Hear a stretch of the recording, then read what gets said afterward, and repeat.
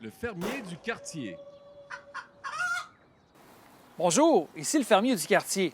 Dans cette capsule, on va continuer sur le sujet de comment maximiser son espace en ville. À ce sujet-là, je vous ai mentionné d'être créatif. Donc, Babylone a eu ses jardins suspendus. Aujourd'hui, je vais vous présenter dans cette chronique le potager suspendu mobile de Kenogami.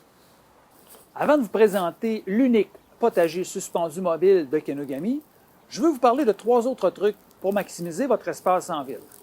Un de ces trucs-là, c'est la culture en pot. Donc, si vous avez moins d'espace de terrain, mais vous avez une galerie, un patio, donc vous pouvez cultiver en pot, donc c'est très intéressant.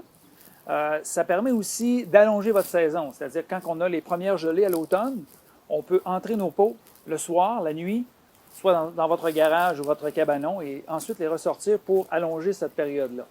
Par contre, la culture en pot, il faut être un peu plus discipliné sur l'arrosage, parce que lorsqu'il pleut, l'eau est évacuée vers l'extérieur par le feuillage, donc il faut être un peu plus assidu au niveau de l'arrosage.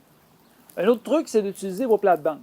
Oui, on met beaucoup d'annuelles, de vivaces dans nos plates-bandes, mais on peut mettre aussi des légumes. Et vous avez des légumes aussi qui font de très belles fleurs dans les plates-bandes, entre autres la courgette. Donc un autre truc là, pour maximiser votre espace en ville. Finalement aussi, vos jardinières que vous mettez en façade de votre résidence, on peut aussi mettre des légumes ou des fines herbes. Ça vous permet encore là de maximiser votre espace. Donc, de mon côté, c'est un peu plus ombragé sur la façade. Alors, je fais la culture de la menthe, dans mes jardinières sur la façade de la maison. Alors, qu'est-ce qu'on fait avec du bois de palette, un lit sur roue, en fait, une base de lit sur roue et une structure de balançoire? On peut réaliser donc un potager suspendu mobile. Alors, c'est très pratique, en fait, si vous voulez cultiver des légumes dans votre cour asphaltée. Alors, naturellement, le plancher que j'ai réalisé donc en bois de palette, on peut mettre des pots. Donc, dans ce cas-ci, moi, je mets des pots de tomates et des pots de poivrons. Et sur la partie du haut, donc sur la partie de la balançoire, on peut suspendre des jardinières.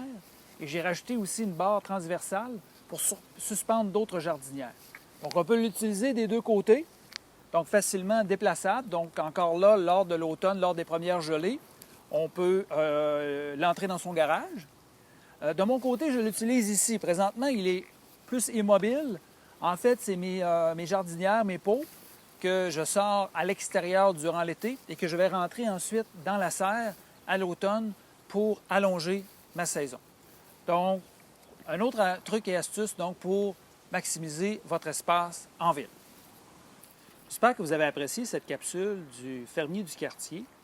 Pour conclure, je voudrais vous parler d'un prototype que je vais expérimenter l'année prochaine. En fait, je me suis inspiré d'un voisin ici qui en produit sur la rue Price à Kenogami. En fait, c'est un bac de jardinage mobile.